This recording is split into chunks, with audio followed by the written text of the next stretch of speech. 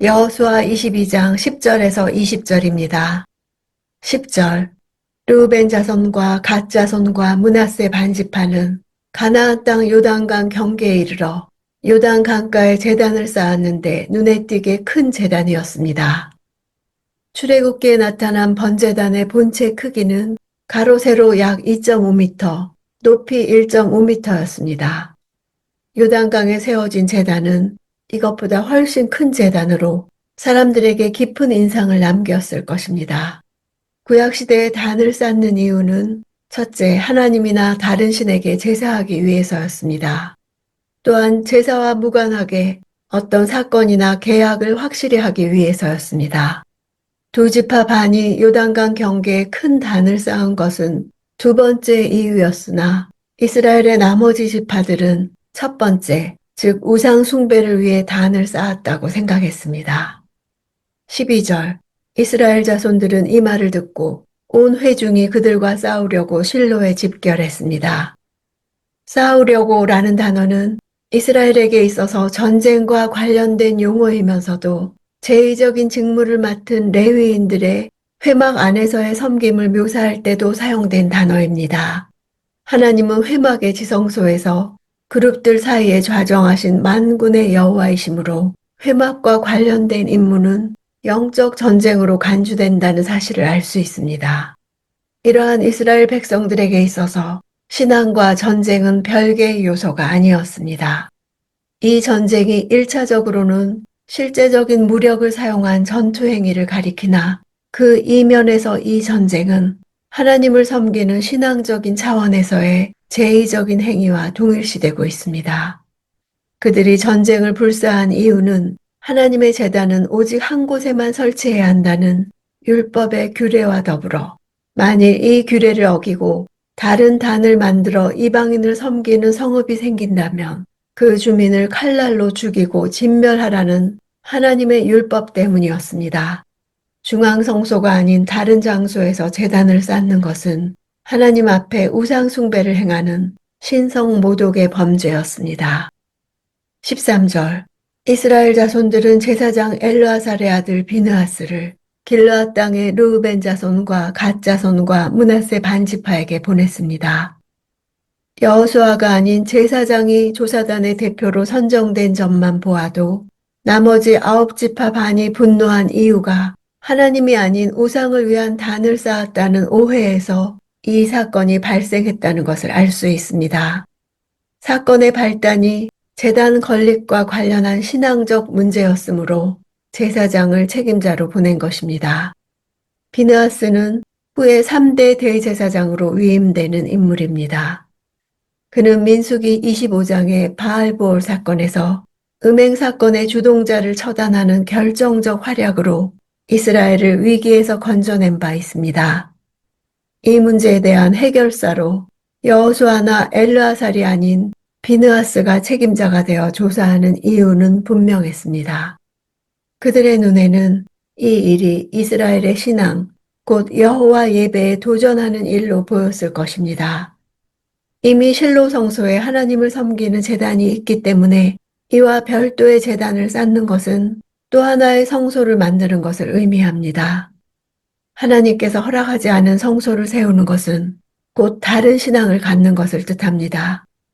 또한 비느하스는 바알볼 사건의 해결사적인 역할을 한 인물로 이스라엘 백성들은 비느하스가 다시 한번 역할을 해주기를 기대했을 것입니다. 16절. 여호와의 온 회중이 말한다. 너희가 이렇게 이스라엘의 하나님께 신의를 저버리다니 이게 범죄가 아니고 무엇이냐. 오늘 여호와께 등을 돌리고 너희를 위해 제단을 쌓는 것이 여호와께 거역하는 것이 아니냐. 범죄라는 단어는 마알이란 단어입니다. 마알의 범죄는 신의의 약속을 깨뜨리고 믿음을 위반하는 범죄를 가리킵니다. 아간의 범죄에도 마알이란 딱지가 붙었습니다. 아간의 범죄는 하나님과 약속한 헤렘법을 위반한 이유로 마알로 분류되었습니다.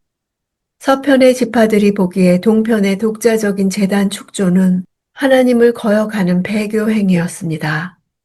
요단 서편의 사람들은 유단 동편 지파 사람들이 제단을 쌓은 행동을 아간의 행동과 동일한 것으로 간주하고 이로 인해 그때와 비슷한 결과가 임하게 될 것을 두려워한 것입니다.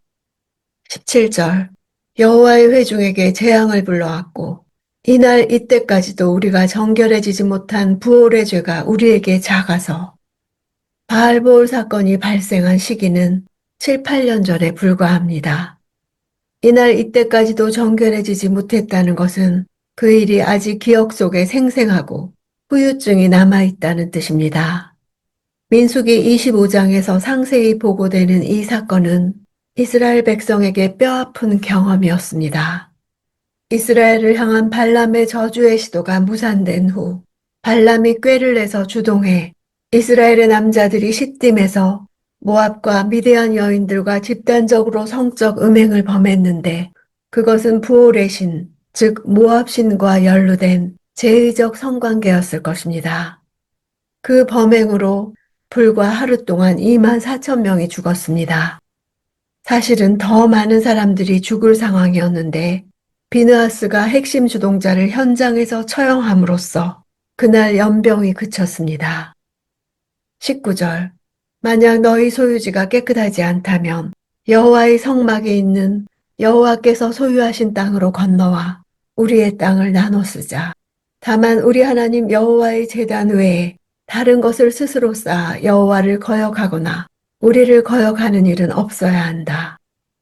요단 서편 대표들은 지금 동편 지파들이 요단 동편 땅은 약속의 땅인 서편 땅에 비해 부정하다는 생각에서 제단을 쌓았다고 보는 것입니다. 우리를 거역한다는 것은 정치적인 독립을 선언하는 것입니다. 이것은 후에 여로보암이 예루살렘 외에 베델에 제단을 쌓은 사건으로 입증됩니다. 결국 여로보암의 잘못으로 북이스라엘은 배교의 길을 걷게 되고 남유다와 정치적으로 분리되게 됩니다. 그들이 동편 땅을 포기하고 성소가 있는 서편 땅에서 기업을 받을 수 있다는 제안은 민수기 말씀을 배경으로 합니다.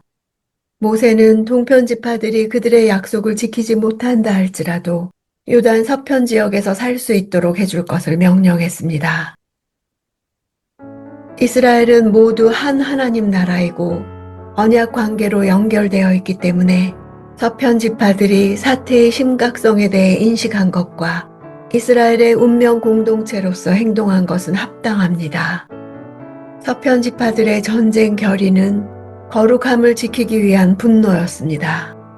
죄에 대한 형벌이 죄 지은 본인에게뿐만 아니라 공동체에까지 돌아가게 된다는 사실 때문에 움직였으나 전쟁을 감행하기 전에 진심으로 권고합니다. 바알보올 사건을 겪은 일도 쓰임을 받고 비느하스도 쓰임을 받습니다. 나의 진리는 깨진 진리일 수 있고 나의 선도 깨진 선일 수 있고 나의 의도 깨진 의일 수 있음을 인정하는 것도 필요합니다.